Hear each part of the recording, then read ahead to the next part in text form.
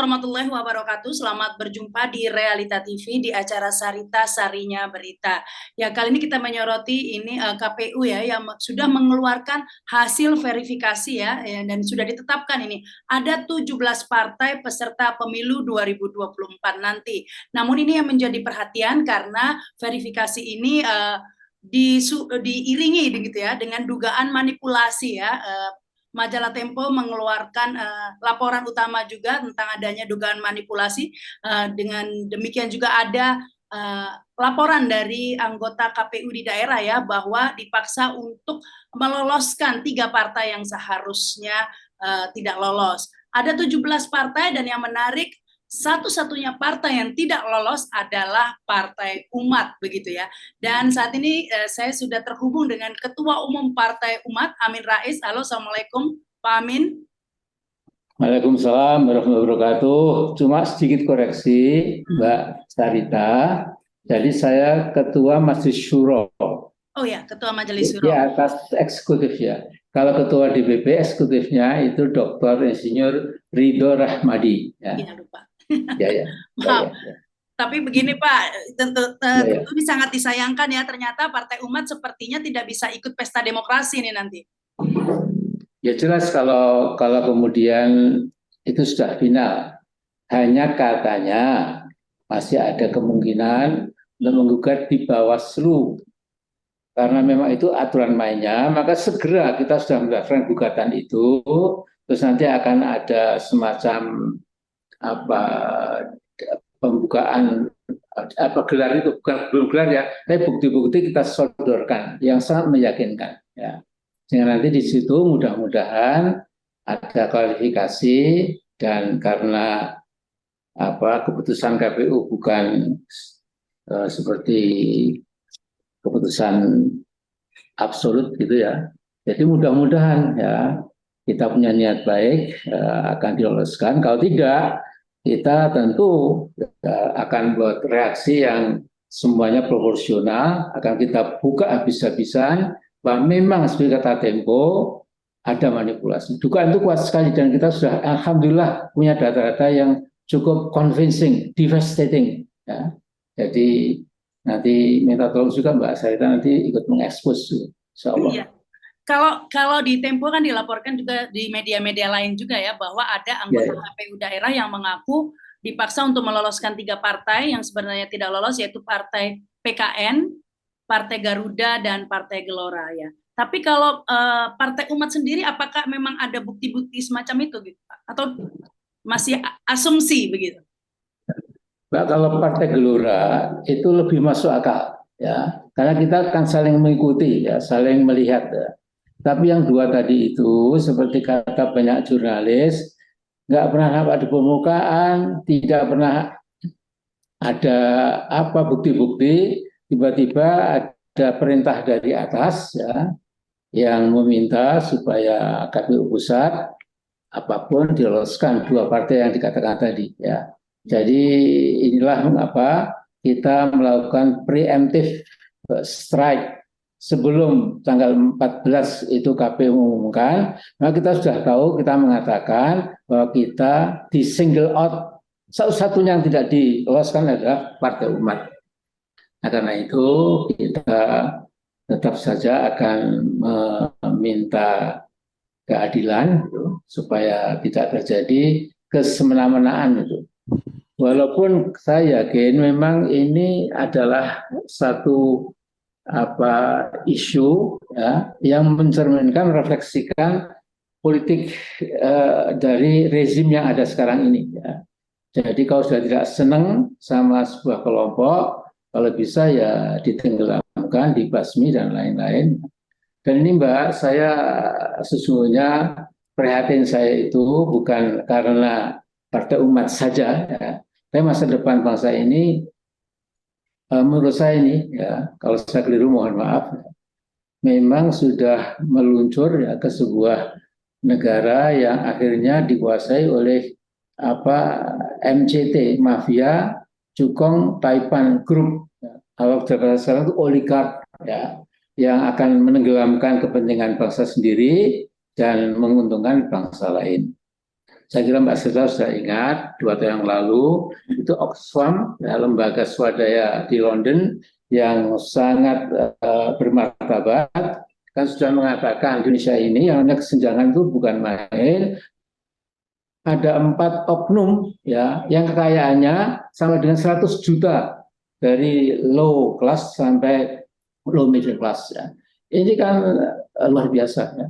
Tapi kita punya sistem politik memang sudah diseragamisasi, apa kata eksekutif harus diiyakan oleh DPR, DPD, MPR, bahkan oleh lembaga-lembaga negara tinggi yang lain itu. Dan inilah yang kita sayangkan. Mengapa demikian? Karena itu ini merupakan pintu buat saya dan teman-teman yang masih perhatian masa depan bangsa agar dibuka betul-betul itu ya. Jadi diaudit sehingga Hasyim Asy'ari kalau memang terbukti ada manipulasi, ada kebusukan, ya sebaiknya segera dihukum. Ya. Nah, ini memang benar Pak Amin ya, kalau Partai Gelora kita memang sudah sering dengarlah setidak-tidaknya aktivitasnya. Tapi memang yang PKN dan Garuda ini, saya sendiri jurnalis saja nggak ngeh ini ada Partai Garuda sama PKN. Kaget Ya, saya. memang, ya memang, Pak. Apa saya nggak ngikutin gitu ya, kok tiba-tiba muncul lolos gitu ya.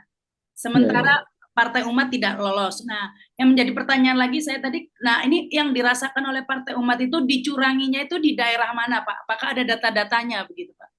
Ya, di Jurungan itu memang hanya 2 provinsi, yaitu Sulawesi Utara, Sulut, dan NTT. Ya. Di sana memang KPUD-nya itu luar biasa unfriendly betul. Ya. Bahkan mereka berani mengabaikan kesepakatan KPU pusat bahwa untuk melakukan verifikasi faktual itu, kalau memang sangat jauh tempatnya, kecamatannya mungkin dicapai 1-2 hari di pulau terpencil, itu boleh dengan video ya, video ditunjukkan ini nama saya Fulan, alamat di sini, ini saya, nomor KTP saya adalah anggota Partai Umat. Itu nggak boleh. Tidak boleh datang sendiri. Nah, jelas ini memang ada perintah dari atas. Saya tegas di sini bahwa inilah permainan yang sangat tidak wajar itu. Dan repotnya itu di semua bidang. Ini cuma bagian kecil ya dari yang kita lihat sekarang ini. Bagaimana yang namanya mafia itu luar biasa. Bahkan saya ingat Mbak, dulu tahun 2009 kalau tidak salah, ya, itu Pak SBY membuat Satgas Pemberantasan Mafia Hukum. Anggotanya ya Polri, Kejaksaan, Kehakiman, kemudian hampir semua lembaga penegak hukum dilibatkan. Setelah 2 tahun dibubarkan tanpa ada hasil. Jadi ingat Pak SBY itu presiden, ya, kemudian TNI Angkatan Darat asal usulnya, kemudian juga cemerlang pikirannya. Kemudian ketika beliau akan membidik korupsi dan mafia-mafia ini, yang dimulai dari mafia hukum. Nah, jadi untuk melenyapkan mafia kedelai, cabai, garam, gula, daging dan lain-lain, mafia hukum dulu ini ya. Tapi ternyata ya yang gede ini tidak bisa diberantas sampai sekarang. Saya kira loh ya, Mbak, malah makin memuncak. Ini keperhatian saya. Jadi saya mengharap ini bukan urusan Partai Umat, ini sekelumit yang kezaliman ini itu kalau bisa pelan-pelan dijadikan pintu kecil untuk menguak yang lain-lain. Ya, tentu saja ini bukan tentang Partai Umat, Pak Amin, karena ini menentukan potret demokrasi di Indonesia. Jika awalnya saja pemilunya sudah manipulasi, apa yang diharapkan hasil dari pesta demokrasi ini, begitu kan ya? Jadi kemudian pertanyaannya, seingat saya Pak Amin, pemilu tahun berapa ya? Itu Yusril pernah menggugat juga, PKB pernah nggak diloloskan ya Pak Amin? Dan akhirnya berhasil. PBB kok PKB. Ya. PBB pernah tidak diloloskan dan kemudian menggugat ke PT UN atau kemana itu ya Pak ya? Dan lolos. Lewat akhirnya Bawaslu juga, Bawaslu. PT UN ya. PTU. Jadi saya dengar begini, ya, saya dengar itu, maaf ya Pak Presiden, jadi orang sepandai Anda ya, itu mungkin juga kena prank. Jadi entah dari mana, tapi teman-teman pimpinan PBB itu diberitahu, Anda-Anda ini kan tahu yang menentukan hasil pemilihan itu kan yang menghitung. Yang menghitung kan KPU. Jadi kalau Anda ingin lulus threshold 4%, udahlah, jangan terlalu banyak kritik dan lain-lain. Dan nanti kalau Anda mau bergabung, kita akan buat di atas 4%. Ternyata kemudian jadi Nasakom nasibnya 1 koma, ya. Jadi ini kena prank barangkali, ya. Nah, saya tidak mau belajar dari pengalaman Pak Yusri itu bahwa kita kalau hanya kemudian kena tonjokan lantas diem, ya, buat kita itu malah membuat kita semangat, Pak. Ya.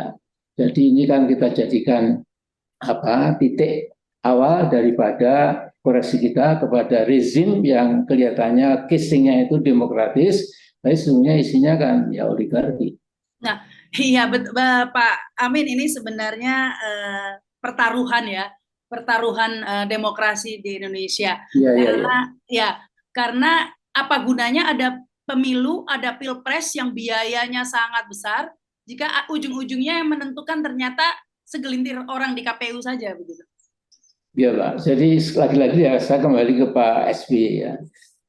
Kira-kira 3 minggu yang lalu Pak SBY kan mengatakan saya akan turun gunung untuk membuka kecurangan-kecurangan yang ada di KPU.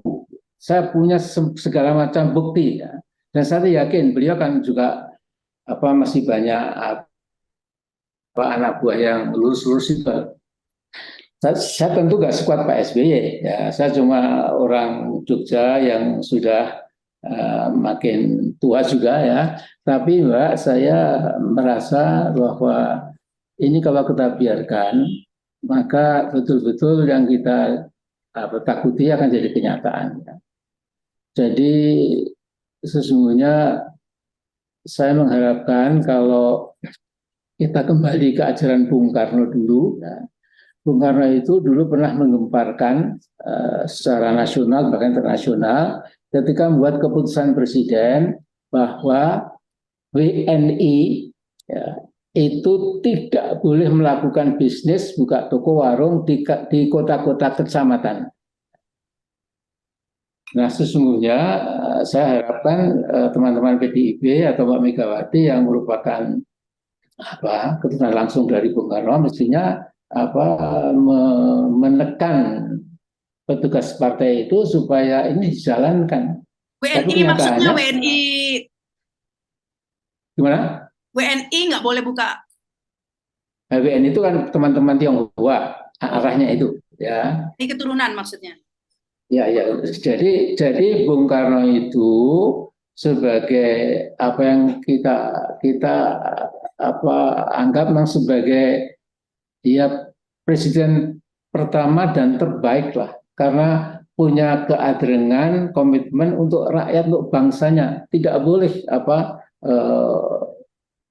bangsa Indonesia itu kemudian dilindas kepentingan ekonomi kelompok tertentu.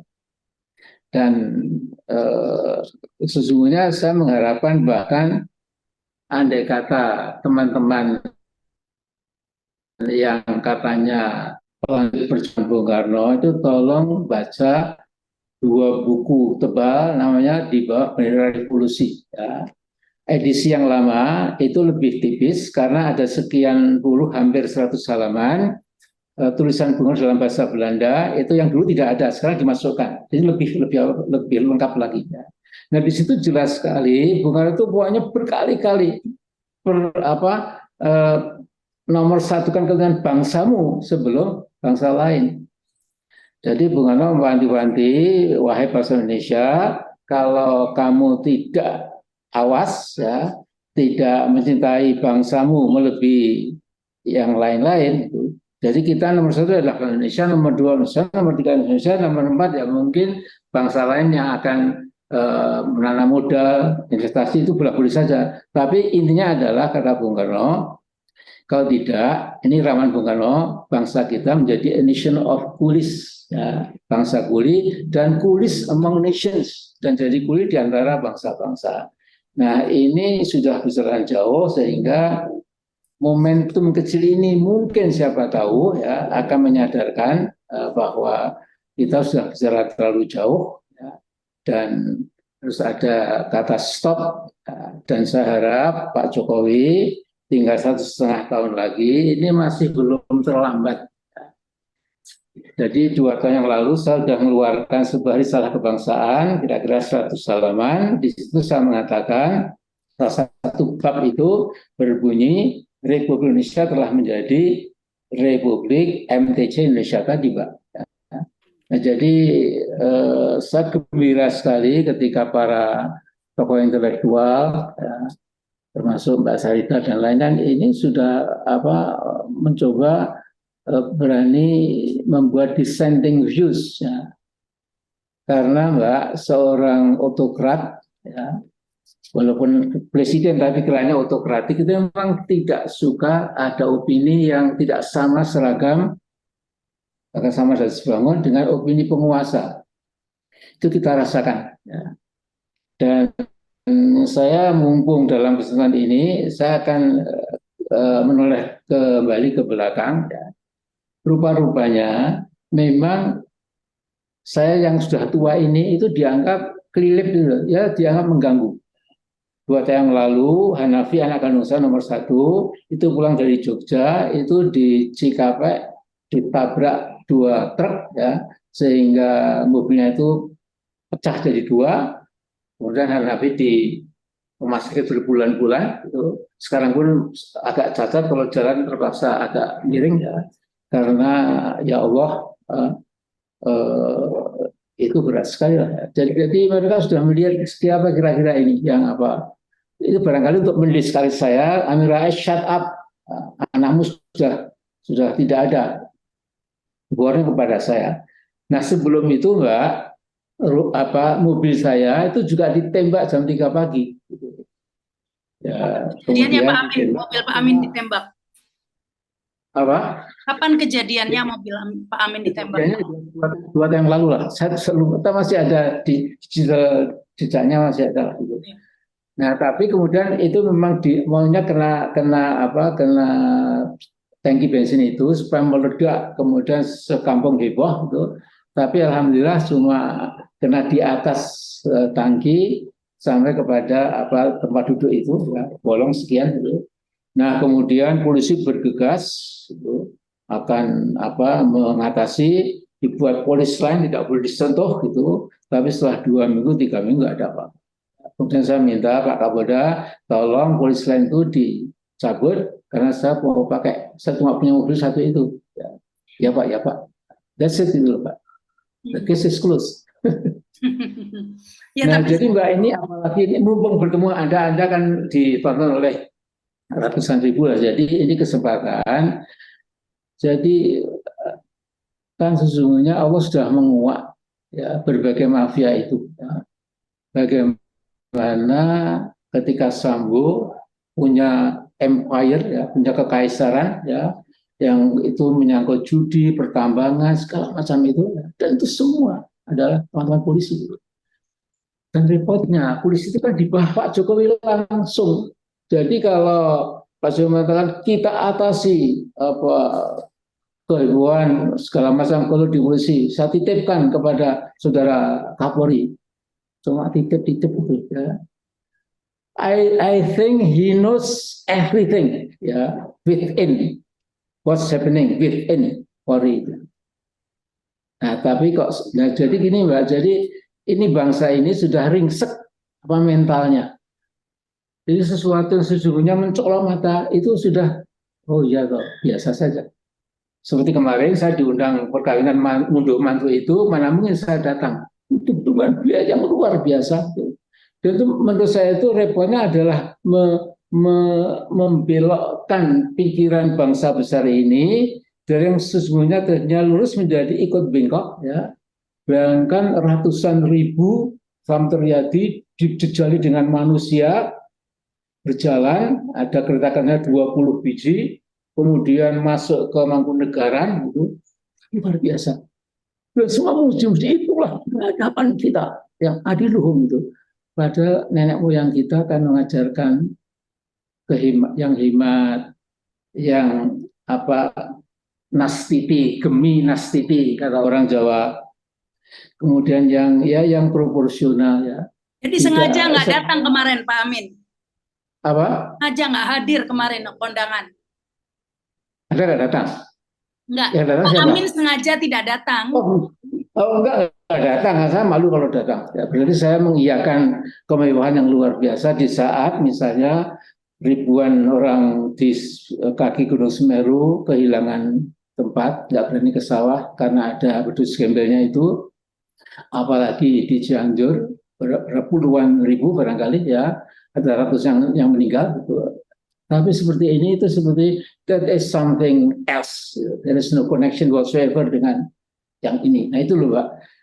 Nah, jadi kita cuma ya mohon maaf saya terlalu apa adanya. Terima kasih.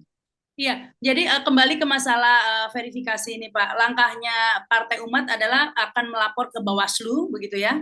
Ya, sudah memasukkan agenda itu ya. Sudah masuk dan mungkin apakah ada gugatan juga ini agar kedepannya tidak terjadi lagi seperti ini, agar verifikasi ini dibuka secara transparan begitu? Ya Pak, jadi sesungguhnya di bawah Hasyim Asy'ari ini sudah jauh lebih bagus ya. Dulu itu kan KPU itu seperti dewa yang maha tinggi gitu ya, kemudian tertutup, kemudian apapun diputuskan ya kita iya saja itu. Tapi sekarang ini kan ada sharing data, gitu. Jadi semua masuk ke digital data itu ya, dan nggak akan bisa diuntik-untik lagi gitu. Ya. Nah karena itu mudah-mudahan kita tetap berbaik sangka kalau nanti Partai Umat bisa menunjukkan versi kita yang memang masuk akal dan sesuai dengan aturan main juga dari KPU, ya mohon diloloskan. Karena saya menjamin ya, mengapa Partai Umat kok ditakuti. Yang ditakuti Partai Umat itu partai yang sadar ya, bahwa untuk membangun negeri ini itu semua ada aturannya ya. Partai Umat tidak setuju, apa saya dulu suka people power itu kan 20 something years ago ya. Tapi logikanya begini Mbak, ya, Mbak Sarita ini untuk apa? Untuk pendengar. Jadi semua yang ada di atas bumi kita ini bisa diubah, bisa diperbaiki itu berdasarkan undang-undang yang dibuat oleh eksekutif dan parlemen. Nah, jadi kita tidak setuju dengan revolusi, apalagi ya people power. Tapi Partai Umat itu punya keinginan supaya kalau bisa threshold lolos, membuat fraksi, kita nanti mengadu diksi dan narasi, argumentasi. Nah, kalau argumentasi kita itu memang betul untuk kepentingan bangsa, untuk kepentingan rakyat, kemudian sesuai dengan Undang-Undang Dasar, itu kan mestinya akan banyak temannya gitu. Ya, jadi saya yang curiga, wah itu Islam itu nanti teroris ya apa itu. Jadi kalau menurut Pak Amin, kenapa Partai Umat dijegal kalau menurut Pak Amin? Ya saya tidak tahu, cuma dari subjektivitas saya ya, dengan dulu Hanafi dicoba mau dilenyapkan, mobil saya ditembak, kemudian dulu beberapa kali ada demo di depan rumah saya gitu, pakai tabungan itu gitu. Dan lucunya setelah kita kasih makanan itu ya kemudian minuman juga pergi gitu. Jadi hanya disuruh aja gitu, disuruh ya ngatain dengan kata-kata yang nggak bagus lah gitu. Nah jadi mengapa saya di single out itu, termasuk Partai Umat di single out, ya mungkin dianggap kalau dalam bahasa Jawa itu kelilip loh Pak, kelilip di mata kita. Kalau sudah hilang kan lebih enak gitu. Jadi saya sesungguhnya di sisa umur saya yang tinggal beberapa waktu ini, ya karena sudah tua juga saya, jadi saya ingin at least sebelum I close my eyes for good, ya itu ada perubahan lah. Ya. Perubahan itu memang tidak bisa cepat, kalau perlu satu generasi gitu. Jadi disadarkan para politisi, para anak bangsa itu bahwa demokrasi tetap jalan terbaik, ya bukan sistem yang lain. Ya. Apalagi agama Islam itu paling dekat dengan musyawarah demokrasi. Ya. Nah kemudian bangsa yang besar ini itu masih punya masa depan. Ya. Jadi lihat, saya bukan ahli ekonomi, Mbak, tapi ketika ini semua negara akan kolaps ekonominya, tapi ada seorang ahli ekonomi Indonesia tidak bakal, karena ekonomi sumber daya alam. Jadi memang betul Mbak, kita itu kan kaya raya itu. Nah jadi apa itu tadi yang mau ditanyakan? Iya, sebenarnya memang apa yang dilakukan Pak Amin sudah on the track ya, tidak melalui revolusi atau people power yang tentunya akan memakan korban begitu ya. Ini dengan membentuk partai untuk melakukan perubahan. Tapi sayang sekali langkah ini terganjal sepertinya ya. Tapi ini masih terus diusahakan. Nah, satu lagi katanya kan Pak Amin mau minta diaudit begitu ya, verifikasi ini. Iya betul ya. Jadi terutama dua yang sepertinya nggak lolos itu, kalau dibuka betul, saya yakin ya saya berani taruhan potong rambut kalau sudah panjang atau potong kuku lah ya. Itu pasti akan kolaps. Partai Garuda dan Partai PKN ya, karena memang belum terdaftar semua. Ya. Saya nggak tahu anggotanya siapa, belum pernah ketemu orang yang menjadi anggotanya ya. Makanya Mbak akan ada somasi dari beberapa KPUD. Somasi KPU pusat bagaimana mungkin ini kok dipaksa. Jadi ada screening shoot itu ya. Jadi ada yang mengatakan kami memang disuruh meloloskan dari pusat, itu ada kata-kata itu. Jadi sekeping contoh ini saya kira cukup fatal. Ya harus diungkap juga ada motif apa, mengapa dua partai ini sampai diloloskan, agenda apa itu dibalik. Dua partai ini, apalagi ini awal ya, karena kita tentu berharap slogannya aja jurdil ya, jujur dan adil. Kalau awalnya sudah seperti ini, ya tentunya ini harus ada yang disanksi ya Pak, jika memang kemudian terbukti dari audit tersebut. Siapa yang bisa audit?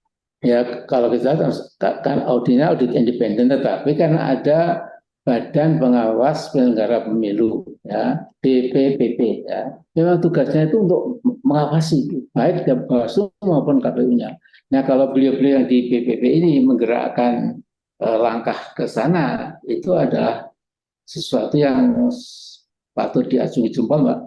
Itu yang kita perlukan ya. Cuma masalahnya sekarang ini kan berani enggak kan begitu. Ya. Karena kalau 90% lebih dari anggota DPR, RI, DPD, MPR sudah di kantung Pak Lurah ya, dan yang lain-lain saya kira juga sudah merunduk. Kemudian ketika Pak Lurah mundur mantu itu Sabtu Minggu Jakarta kosong, ya, semua menteri, ya, wakil menteri, bahkan maaf tuh Panglima TNI, Kapolri itu juga semua Jogja dan ke Solo. Ini sesuatu yang sudah berlebihan, eksesif lah ya. Jadi ngapain sih kita memuja-muja kekuasaan yang cuma sementara ya. Jadi kalau kita tahu bahwa siapapun berkuasa itu ada ajalnya, ada titik akhirnya. Kalau ingat itu, kemudian kita menjadi lebih bisa mengendalikan syahwat. Jangan sampai Pak, tudingan untuk verifikasi, untuk audit ini malah membuat nanti diundur pemilunya Pak. Ya Allah alam ya. Tapi kalau melihat kemarin misalnya minggu yang lalu ada bangsa Bhinneka kumpul di GBK itu ya. Itu kan ternyata kan itu biayanya kan mahal sekali. Kemudian banyak sekali pengajian-pengajian di Banten itu yang merasa dibohongi. Loh katanya kita mau mendengarkan ceramah-ceramah keagamaan. Terutama cuma disuruh tepuk-tepuk itu Pak Jokowi 3 periode. Nah, jadi ini saya nggak tahu ya bagaimana merespon seperti ini. Tapi saya cuma ingatkan, please remember that your days are limited. Ya. Tidak ada tidak ada kekuasaan bagi yang lebih kurang dolim itu melampaui ajalnya, tidak bisa, sudah dipatok, ada timetable-nya dari sana. Jadi kalau masih power thirsty, power hungry, power apa edik ya, itu apa tidak ada gunanya. Jadi saya mengingatkan, Pak, saya mengingat, memang tugas saya mengingatkan. Ya. Selain itu harapan Pak Amin dari DPR ini, karena kan KPU itu yang milih DPR kan ya. Nah ini Iya, harus iya. merespon, memanggil atau bagaimana untuk menginvestigasi begitu ya dugaan manipulasi verifikasi. Ya, tapi kan ada, Mbak, istilah anak muda itu jeruk makan jeruk apa itu ya.